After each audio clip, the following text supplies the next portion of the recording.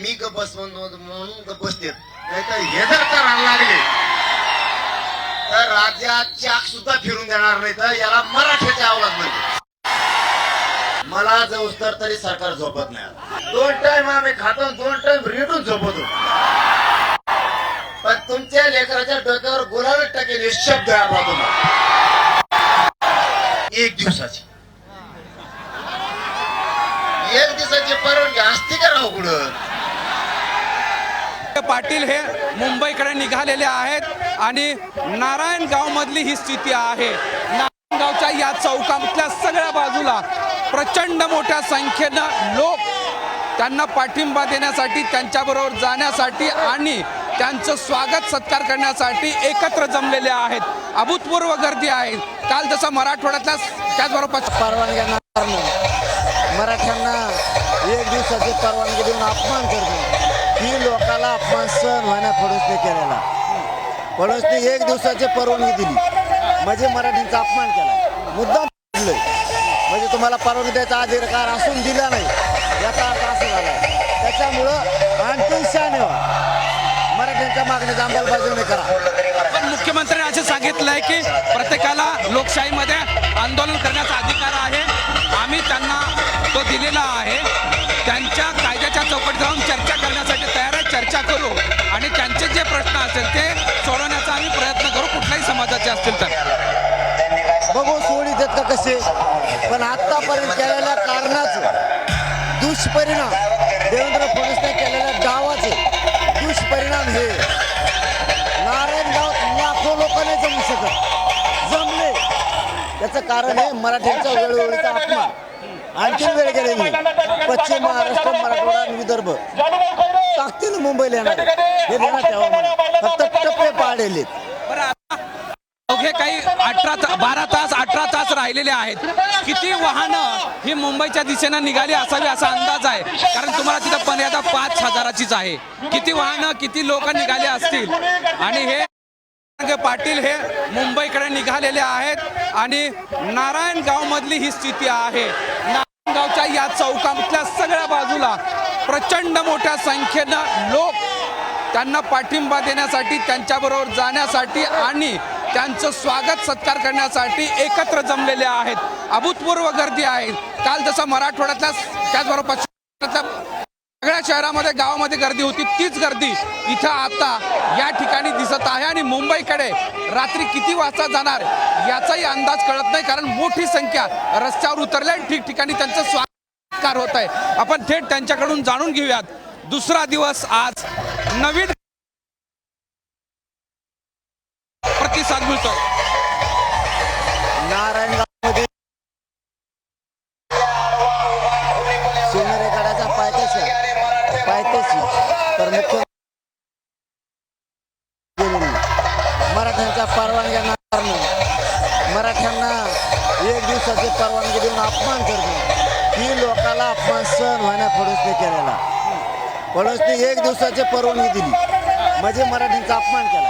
मुद्दाम म्हणजे तुम्हाला परवानगी द्यायचा अधिकार असून दिला नाही याचा अर्थ असं झाला.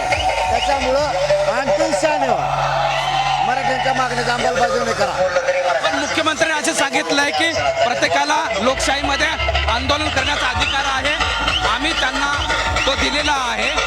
त्यांच्या कायद्याच्या चौकटीत जाऊन चर्चा करण्यासाठी तयार आहे. चर्चा करू आणि त्यांचे जे प्रश्न असतील ते सोडवण्याचा आम्ही प्रयत्न करू, कुठल्याही समाजाचे असतील तर. बघू सोडी देत का कसे.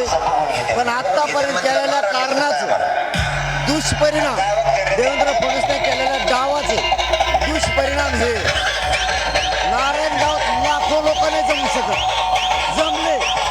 त्याचं कारण आहे मराठ्यांचा वेळोवेळीचा अपमान. आणखी वेळ गेलेली नाही.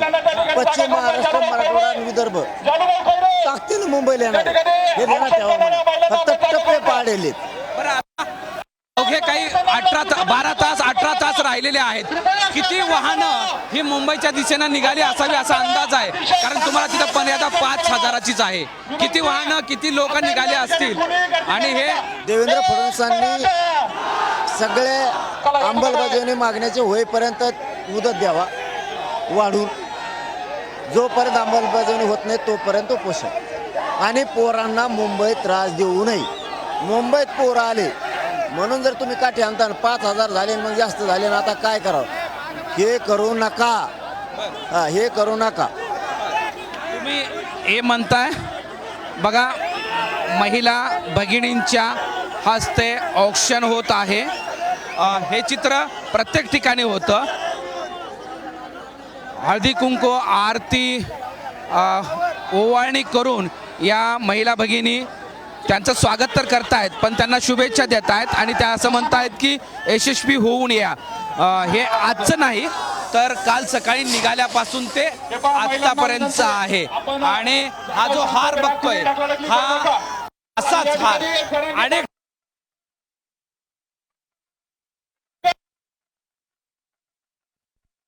होतो आणि आताही ते आहे की प्रचंड अशी गर्दी घोषणा सुरू आहे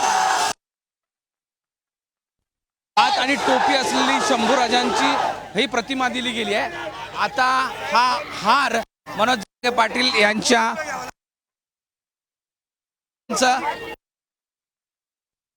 वतीनं स्वागत आणि सत्कार केला जाणार आहे आणि ही सत्कार ज्यावेळेस होतो त्यावेळेस मनोज जरांगे पाटील हे गाडीच्या टपावर उभे राहून सगळ्यांना अभिवादन करत असतात आणि हे जे दृश्य आहे ते मराठा समाजाच्या आंदोलनाच्या अनुषंगाने अत्यंत महत्त्वाचं मानलं जात आहे आणि जर ही असंच प्रतिसाद राहिला तर याची सरकारला दखल घ्यावी लागते असं सांगितलं. एक महत्त्वाचा प्रश्न आहे की ओबीसी समाजाची पण बैठक झालेली आहे बैठक झाल्यानंतर त्या बैठकीमध्ये ते सुद्धा आता आंदोलनामध्ये उतरणार आहेत ते सुद्धा आगामी ओबीसी समाजाच्या बैठक नागपूरमध्ये झाली आणि ते सुद्धा आता हळूहळू आंदोलनात उतरणार 15 दिवसामध्ये मुंबईमध्ये कूच करण्याचाही निर्णय घेत आहेत. त्यांचं काय देणं घेणं नाही आमचा न्याय आम्ही मागतो आम्ही त्यांना विरोध काय विरोध करायचा तर करू पण असं वाटतं का मागणं सरकार जवळ आहे त्यांच्या जवळ नाही त्यांच्या जवळ नाही सरकारला त्यांना काय करायचं करतो आम्ही नाही देणार त्यांना लोकशाही पद्धतीनं आंदोलन करण्याचा अधिकार सगळ्यांना आहे मात्र कायद्याच्या चौकटीबाहेर कोणी जाऊ नये मुख्यमंत्री म्हणाले. एक दिवसाची पावणी असते का शिकवायला का नाही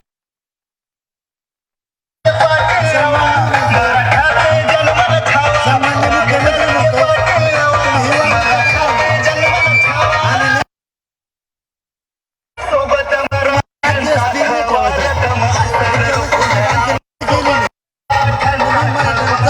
सन्मान करा अंमलबजावणी करा. अजून एक म्हणणं होतं की मराठा आरक्षणाच्या संदर्भात निर्णय पण घेतले ते कोर्टात पण टिकलं मराठा आरक्षणाच्या संदर्भात निर्णय पण घेतले कोर्टात पण टिकलं असं मुख्यमंत्र्यांचं म्हणणं आहे. काय मराठा आरक्षणाच्या संदर्भात निर्णय पण घेतले ते कोर्टात पण टिकलं असं मुख्यमंत्री म्हणतायत. जाऊ दे तिकडे मला नाही बोलायचं आम्ही शांततेने कायद्याने लढू.